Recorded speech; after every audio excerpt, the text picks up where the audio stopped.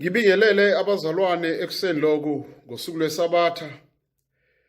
Sibonge iNkosi bazalwane einsukwini esiphila kuzona ezimnyama, insuku zokugula ongelapheki, insuku zecorona, insuku lapho kukhala umaye maye yonke indawo lasihamba khona, imisebenzi yancipha, isimo somnotho naso uma sisibuka izibalo kuyabonakala bazalwane ukuthi izwe lethu lizodonsa kanzima.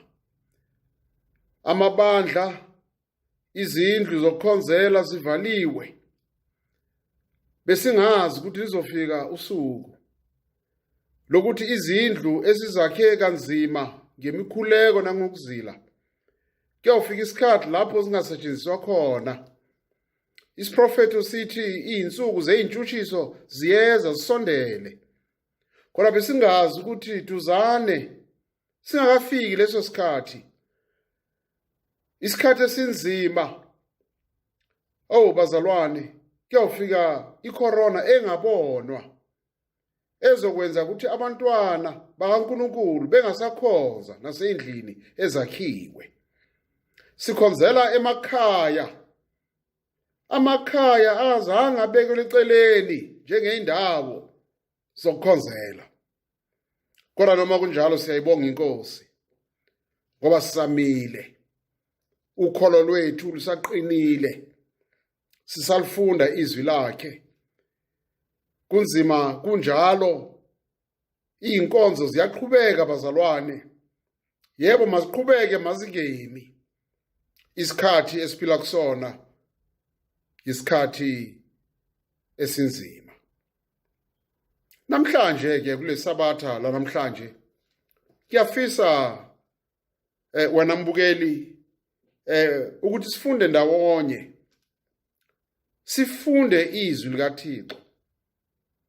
Ngoba uma siphila ngalendlela esiphila ngayo kulesikhathi esiphila kusona, yebo siyawubuka ama-TV, yebo siyafunda amaphephandaba social media, kodwa siyesifike isikhathi bazalwane sokuthi sihlale phansi sifunde izwi likaNkulunkulu. Ngokuba impendulo azikho kule msakazo esilalelayo. Impendulo ngekusasa lethu azikho kulama social media, kulama television akhona. Impendulo ngekusasa lethu, impendulo ngensindiso yethu, ngokuhlengwa kwethu zisezwini likaJehova. Ngiyafisa ke namhlanje ukuthi ke sifunde incwadi yesiprofeto, incwadi kaNehemiya. Umprofeti uNehemiya. uNehemiya nozakwabo oEzra esingasho ke ukuthi yilaba phecelezi ama post exilic prophets. Abaprofeti abasetshenziswa uJehova. Sekuzophela isikhathi okanye sesiphelile isikhathi sokuthunjwa abantwana bakaIsrayeli eBhabhiloni. Bathunjwa abantwana bakaIsrayeli eJerusalema kwaIsrayeli bazalwane. Kwathathwa izinsizwa nezintombi ezisakhula ezinamandla ezifundayo ezinemqondo ekhaliphileyo. Kwashiyeka abanye eJerusalema. Uma kuthathwa laba kwashiwa abakhubazekile asebabadala ngeminyaka. Kwashiswa amasimu, kwashiswa amasango, indonga zabhidlizwa, ithempeli labhidlizwa. Bathathwa abantwana bakaIsrayeli bahanjiswa beyiswa endaweni abangayazi, indawo yaseBhabhiloni. for 70 years. Lithi izwi lenkosi incwadi kaNehemiya isahluko sokuqala. Amazwi kaNehemiya indodana kaHakaliya. Kwathi ngenyanga kaKhislevi ngomnyaka wama-20 isendlini yaseShushani kwafika uHanani omunye wabafowethu yena nabantu bakwaJuda ngababuza ngabaJuda ababesele besindile ekuthunjweni nangeJerusalema.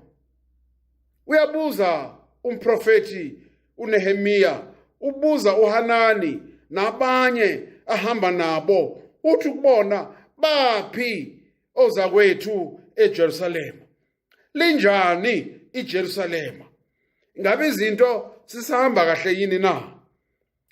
Verse number 3, bathi kimi insali eseleyo ekuthunjweni lapho ezweni isekuhluphekeni okukhulu, isehlazweni, ugange lwaseJerusalema lubhidliziwe namasango alo ashisiwe ngomlilo.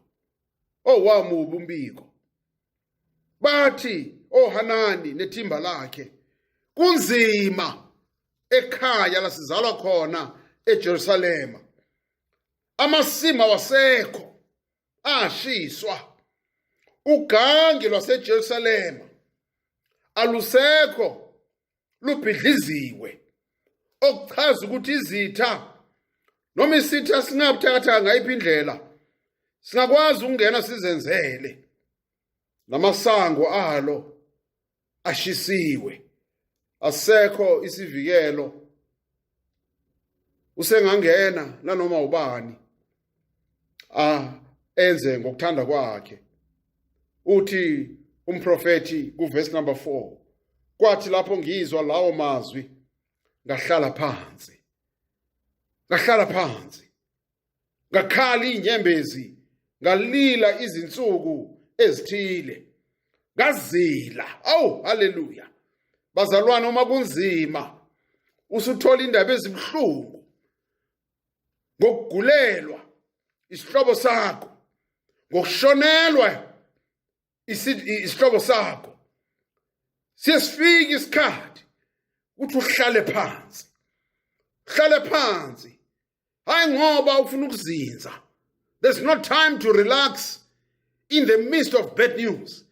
Kodwa isikhathi sokuhlala phansi, ngoba mase ume ngeenyawo kunokwenzeka bacabanga ukuthi all is well, you are in charge, you are in control. Ake uhlale phansi bese ubiza igama likaJehova, bese uyakhuleka, bese uyazila. Usho njalo umprofeti uNehemiya, uthi ngakhala inyembezi, ngahlala phansi, ngakhuleka phambi kwaNkulunkulu wezulu. Useyakhuleka ke manje, uthi ngiyanxusa Jehova, uNkulunkulu omkhulu nowesabekayo, ogcina isivumelwano sakhe. Haleluya. Ogcina nomusa nabakuthandayo nabagcina imiyalo yakho. Ukuba indlebe yakho ilalele namehlo akho avuleke ukuze uzwe umkhuleko wenceku yakho engikukhuleka phambi kwakho ngalesi sikhathi imini nobusuku ngenxa yabantwana bako-Israyeli, izinceku zakho. Lapho ngivuma izono zabantwana bako-Israyeli esone ngazo kuwe, yebo nami nendlu kababa sonile. Awu bazalwane, uthi sonile, uthi uIsrayeli wonile, nami ngonile nendlu kababa. Kodwa siyacela Jehova, vula indlebe ulalele nomkhuleko, vula amehlo ubuke lesimo esinzima baba esihamba phakathi kwaso. Uthi umprofeti bazalwane Kuverse number 8, ake ulikhumbule izwi owayala ngalo inceku yakho uMose ngokuthi, uma niphambuka mina ngiyakunihlakazela phakathi kwezizwe. Kepha ngiyayithanda ke leyo. Kepha uma nibuyela kimi nigcine imiyalo yami niyenze, noma abaxoshiweyo benu bebe semajukujukwini ezulu, uthi ngiyakubabutha ngibaqoqe, haleluya, ngibayise endaweni engiyikhethe ukubeka igama lami kuyo. Uthi uJehova, nginendawo engiyilungisele bonke ababuyayo, the returnees, ababuyayo hayi eBhabhiloni nje kuphela, kodwa ababuyayo esonweni, abathi ngizulile kulo mhlaba, sengikhathele, ngidiniwe, ngiyafisa ukubuyela ekhaya. Lithi izwi lenkosi, uNkulunkulu esimkhonzayo unendawo asilungisele yona abazalwane, okuzothi bonke ababuyayo bafike babekwe bazinze kuyona. Sayibonga inkosi. Bese lithi izwi lenkosi maniqhubeka lana kuverse number 10, Baba, usaqhubeka umkhuleko, laba abahluphekayo eJerusalema bayizinceku zakho nabantu bakho obahlengile ngamandla akho amakhulu nangesandla sakho esiqinileyo. Uthi umprofeti, ngicela Nkosi ukuba indlebe yakho izwe umkhuleko wenceku yakho nomkhuleko wezinceku zakho ezithokoza ngokwesaba igama lakho.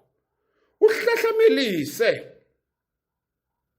inceku yakho namuhla, uyinike umusa emehlweni alomuntu.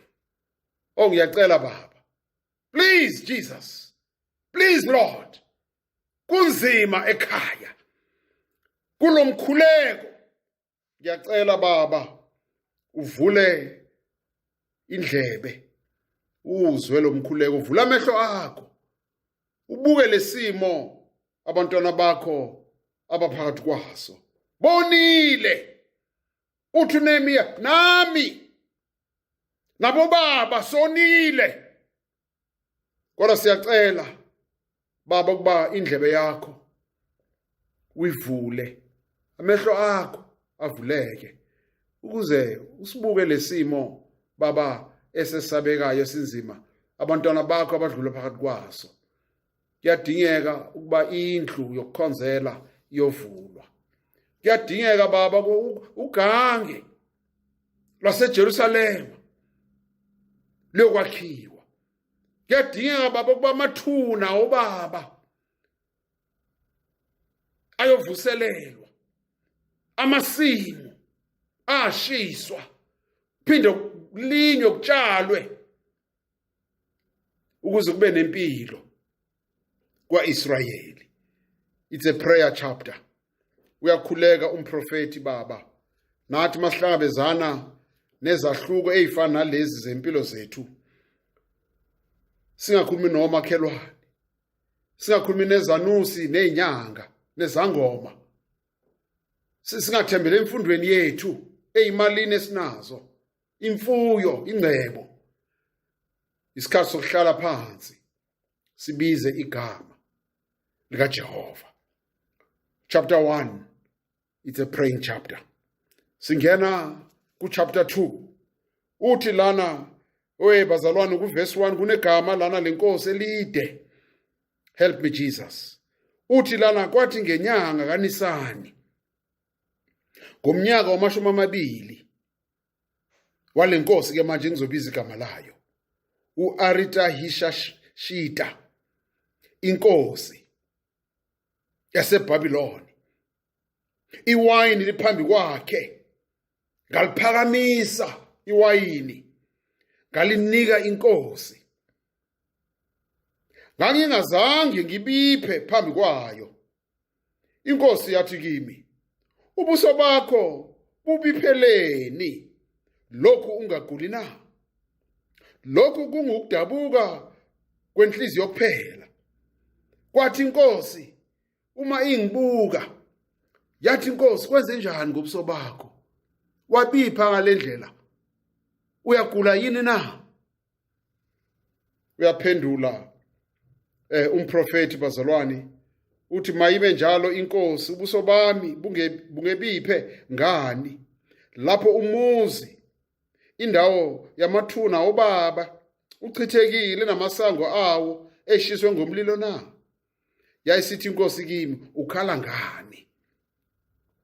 Ngase ngikhuleka kuNkulunkulu wezulu ngathi enkosini, uma kukuhle enkosini, uma inceku yakho ifumene umusa emehlweni akho, ungivumele ukuba ngiye kwaJuda emzini wamathuna obaba uba ngiwuvuse. Uma uqhubeke njalo ufunde from verse number 6 wehle njalo. Inkosi yasithi kuyena, uhambo lwakho lekuba isikhathi esingakanani nokubuya kuyokuba nini na? Kwaba kuhleke enkosini ukuvuma ukuba ngihambe.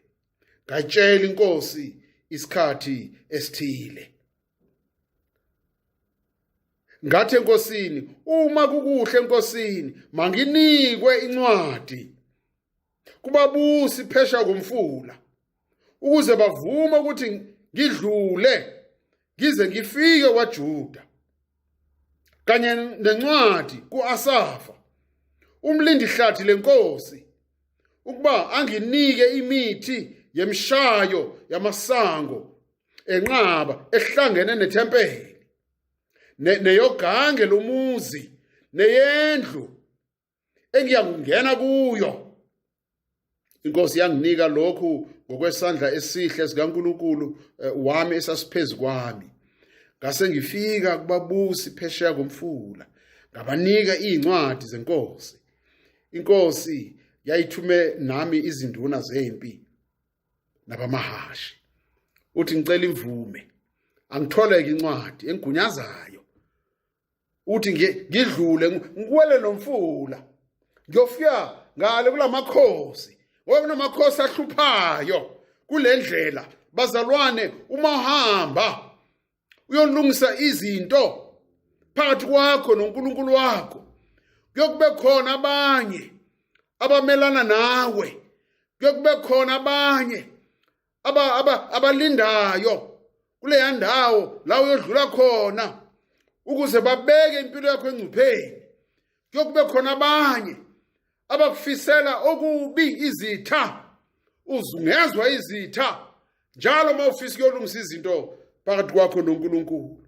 Lithi izwi lenkosi kuverse number 10, kepha lapho umHoroni, uSanibhalathi noThobiya inceku yaka-Amoni sebezwile lokho. Ikuphi lokho abakuzwile? Sebezwile ukuthi uNehemiya uyovusa amathuna.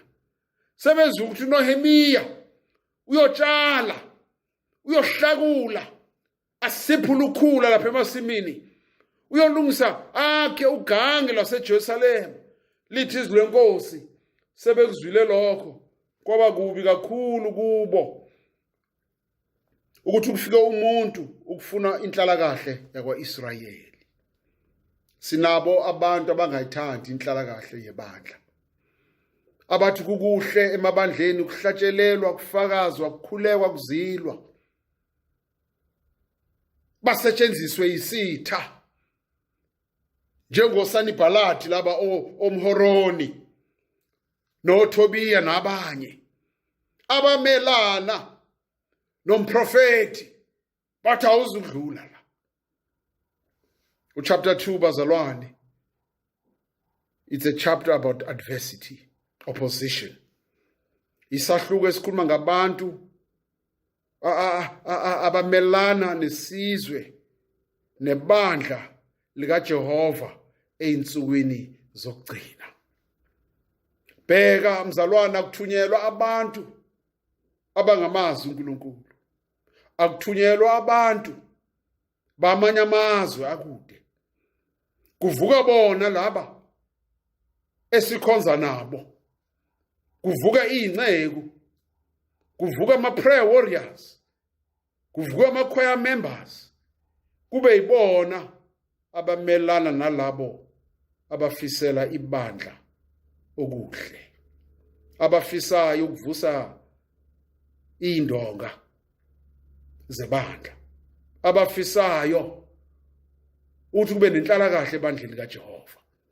Kodwa ke siyayibonga inkosi ngoba kukhulu okwenzeka lana.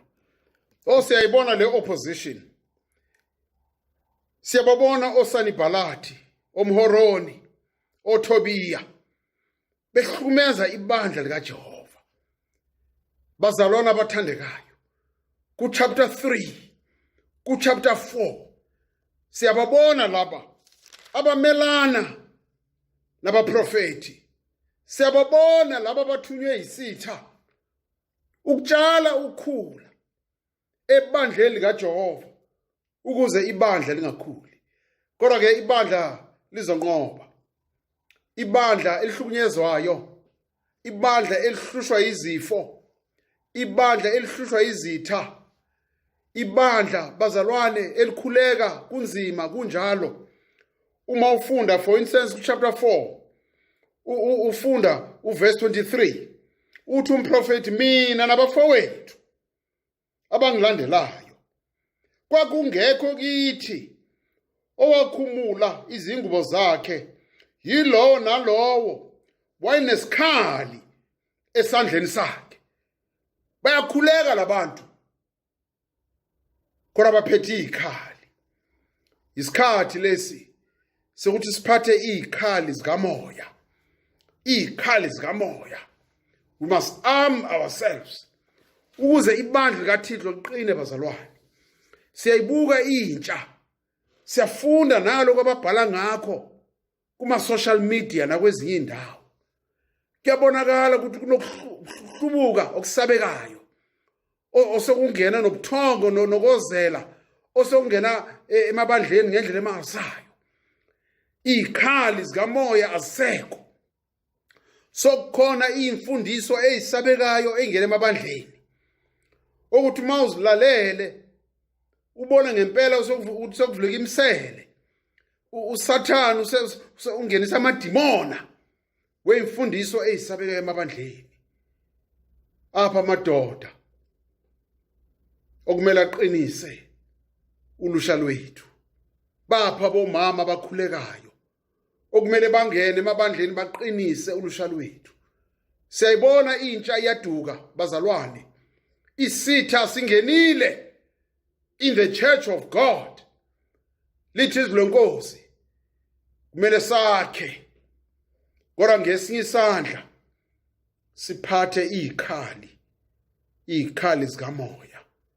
Impi esilwayo kuyona impi yenyama, impi kamoya.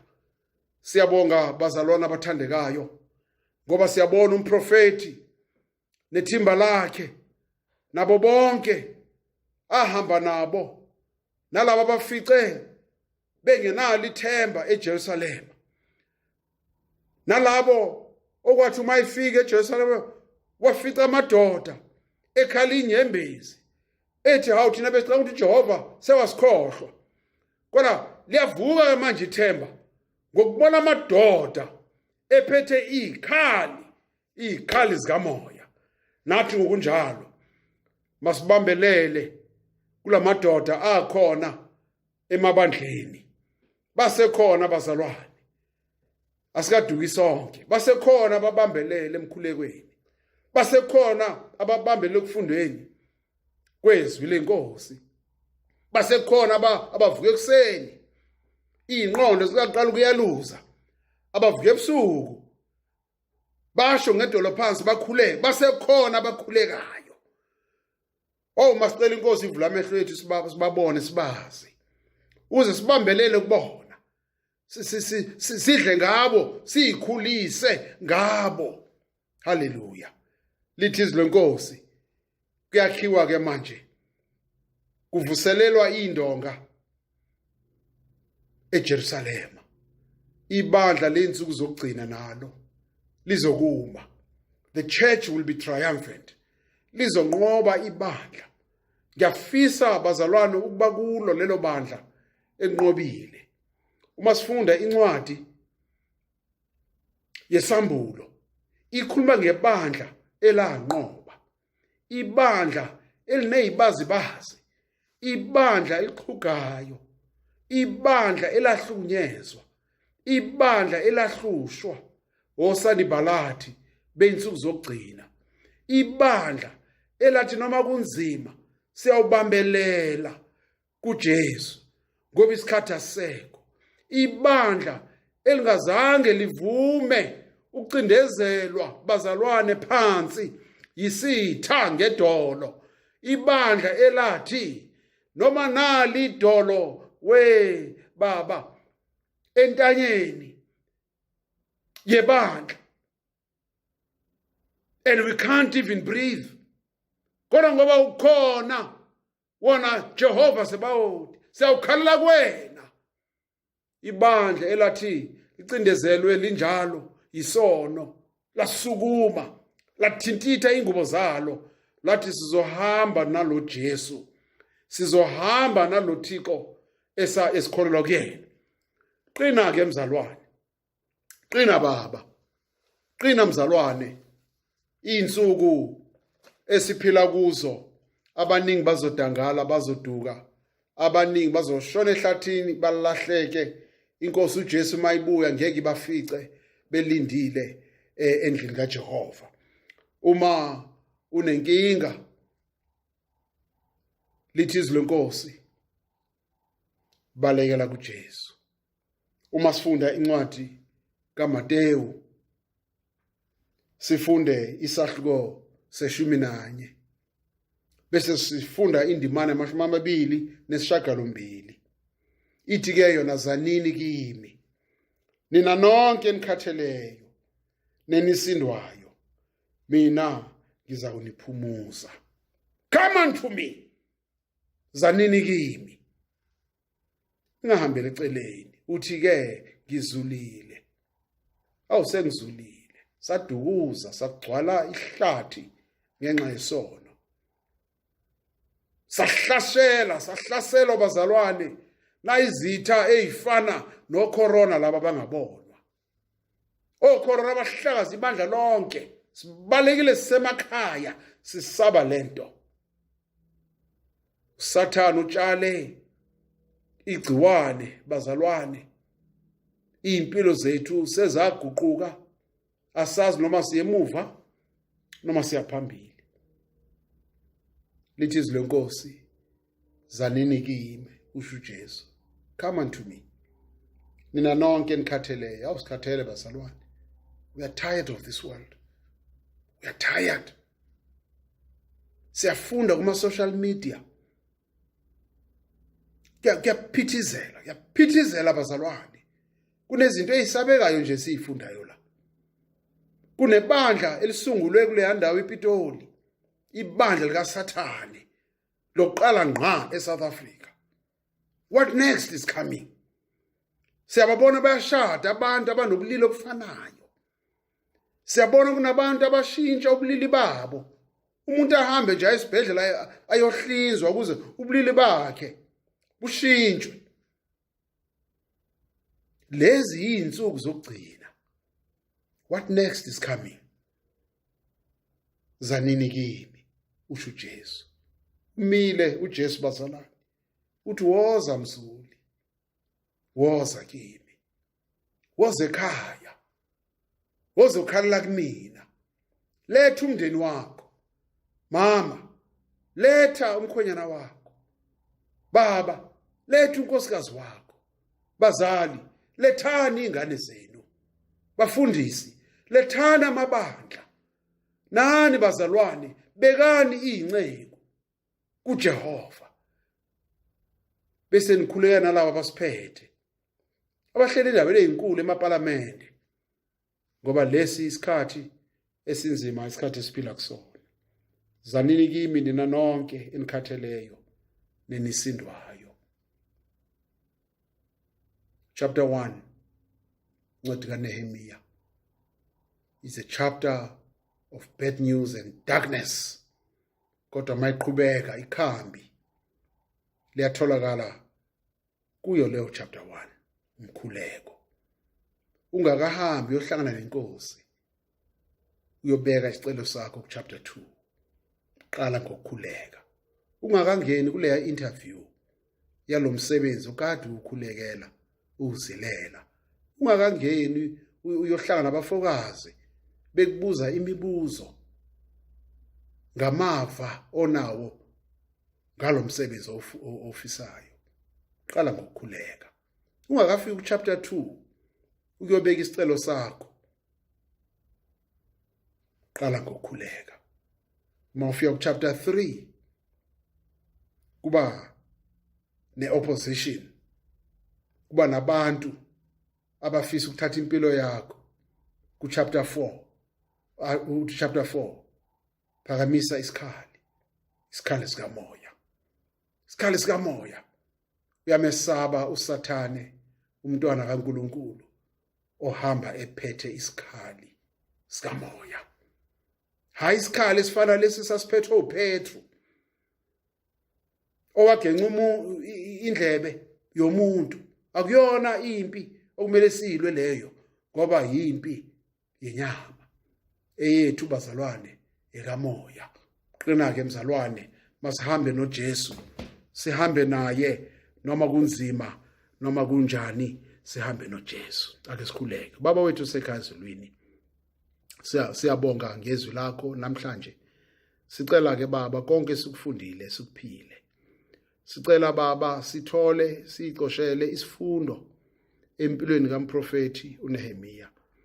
Sikhuleke njalo sifunde izwi lakho sizile, ukuze Baba ulobumnyama obusibekele ibandla egcineni ngomkhuleko sikwazi ukunqoba lobusuku.